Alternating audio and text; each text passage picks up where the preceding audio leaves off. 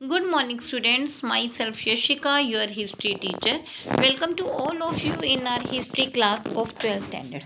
As you know, we are continuing our chapter Colonialism and the Countryside.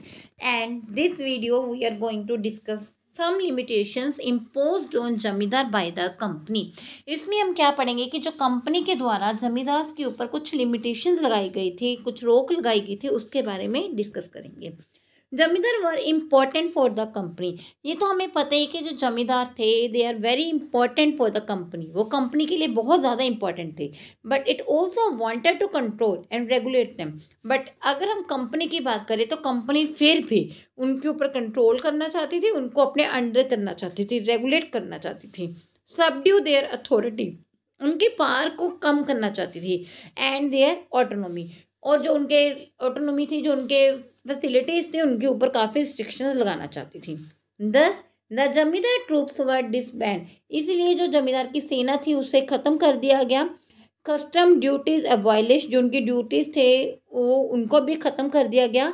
And they कच्चिस, जो court थी इनके द्वारा लगाई जाती थी, वो भी किसके अंडर कर दी, under the supervision of a collector appointed by the company. जो कंपनी के द्वारा जो कलेक्टर अपॉइंट किया जाता था उनको उनका हेड बना दिया।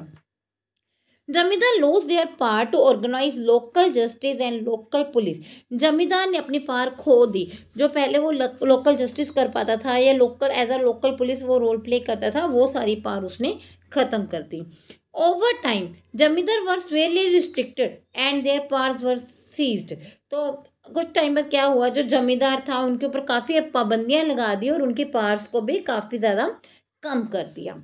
Next topic is the rise of jotedar in villages. तो जो जोतदार थे विलेजेस में, उनका उत्थान कैसे हुआ। The group of prosperous farmers were popularly known as jotedar. तो अब आपको ये पता होना चाहिए कि जोतदार कहते किसे हैं। जो ग्रुप ऑफ प्रोस्पेरियस फार्मर्स होते हैं उनको हम क्या कहते हैं, जोतदार कहते हैं। Jotedar were a class of rich peasant, jotedar किसे कहते थे, रिच पीजेंट का एक ग्रुप होता था।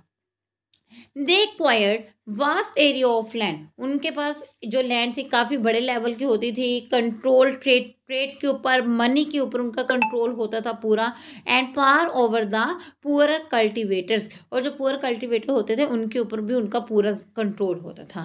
Their land was cultivated through share cropper known as adhiars और बरगदार्स। तो उनकी जो लैंड थी कल्टिवेट की जाती थी शेयर क्रॉपर के द्वारा, जिसे हम आध्यार्स और द बरगादर्स कहते हैं। Within village the power of jotedar was more effective than that of a जमींदार।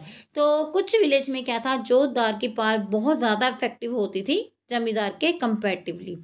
दे fiercely resisted the effort of jama to increase the jama of village.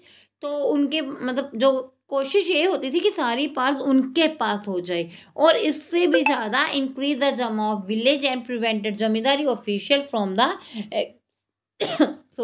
Executing their duties. तो जितनी भी ड्यूटीज होती थी वो सारी उनके कंट्रोल में होती थी। Sometimes they also purchase the auction property of जमींदार। कभी कभी हमने पहले भी किया था, ऑक्शन मतलब जो नीलामी की प्रॉपर्टी होती है, कभी कभी तो वो ऐसी प्रॉपर्टी को भी परचेज कर लेते थे। जो द played an important role in the weakening of the zamindar system. तो जोतदार का काफ़ी इंपॉर्टेंट रोल था जमींदार को वीक करने में। Next one is the resistance of the जमींदार। तो इनका रेसिस्टेंट क्या था जमींदार का, जो जमींदारों का प्रतिरोध होता था, मतलब जो उन्होंने अपना रोष दिखाया था इनके अगेंस्ट।